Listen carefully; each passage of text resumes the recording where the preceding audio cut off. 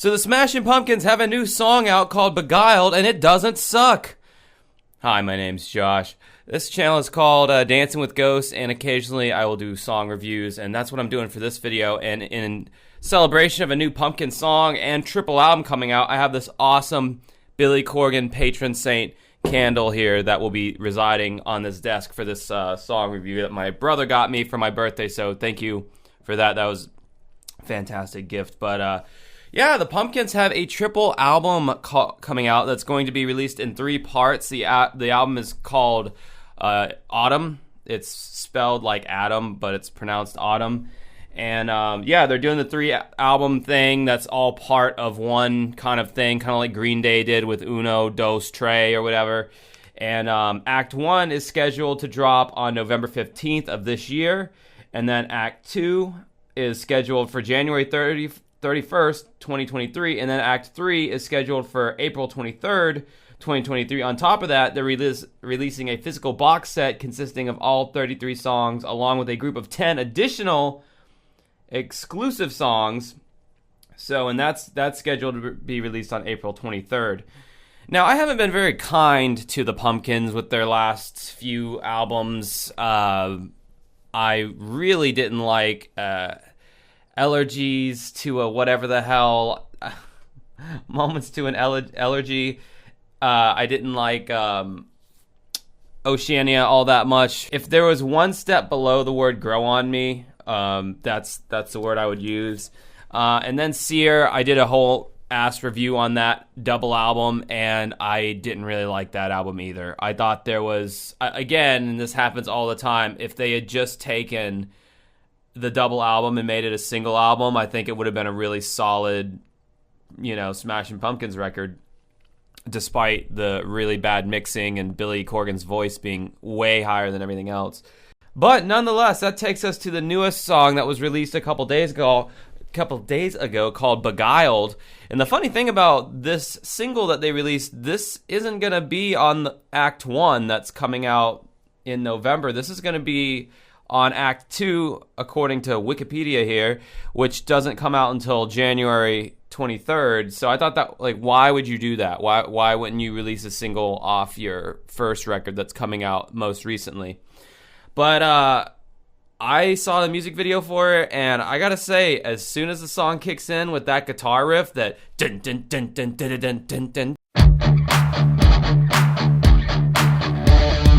I mean, to me, that guitar riff could be put up there with the Cowboys from Hell guitar riff, or the a lot of Van Halen guitar riffs. I just think it's simple. It grooves. It is different somehow.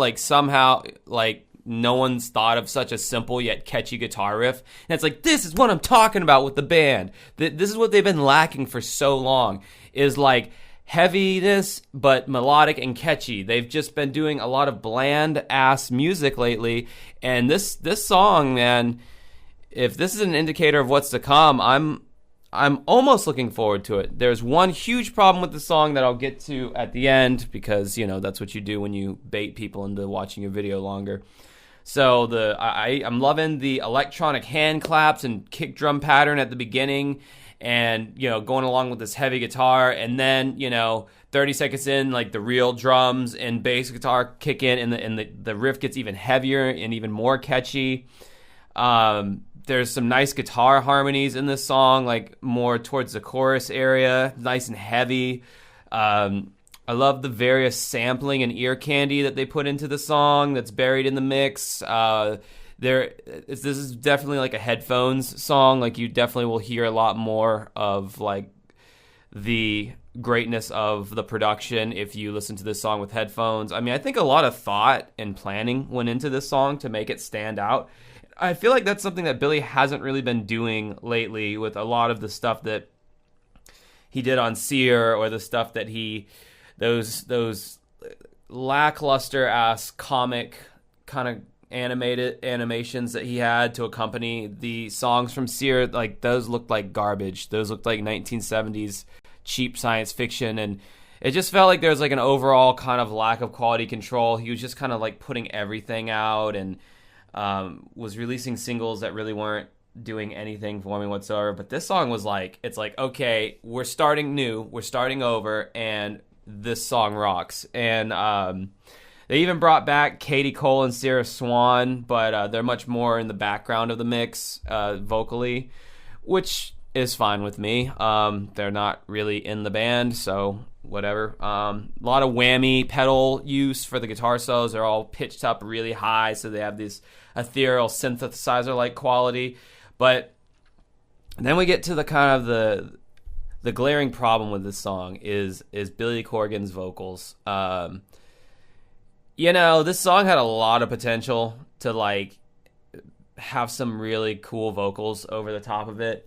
And I don't know what happened, but like back in the 90s and even in like the early 2000s, like Billy Corgan was able to write a vocal hook. Like he was able to write a vocal melody that was great, that stuck with you. I mean, you can think of any of their hits, or you can think of their non-hits like Mayonnaise or anything like that. And it's just like, I just feel like so much more time and effort was put into Billy's voice, getting a good studio take, writing that memorable melody. All his melodies lately have just been so lazy and so boring, and even like the chorus hook, like "Return to Faith" or whatever it is, I can't even remember. I've listened to the song like a dozen times. I still can't remember the melody because it's just bland. There's nothing that sticks out about it to me. And I mean, with a voice like his, he really has to like be delicate about what he chooses as his vocal melodies or whatever.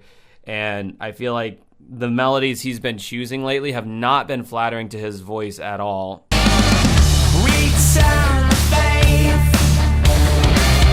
Return to faith. So the vocals kind of water down the song for me. Like if he had just spent a little bit more time with the vocals and just like kind of rearranged some of the notes to make it just something that kind of sticks with you more, because like what he's got now, it just doesn't. And that's really my only complaint. I am eternally a Smashing Pumpkins fan. I mean, I got the Zero tattoo, if that proves my cred or whatever.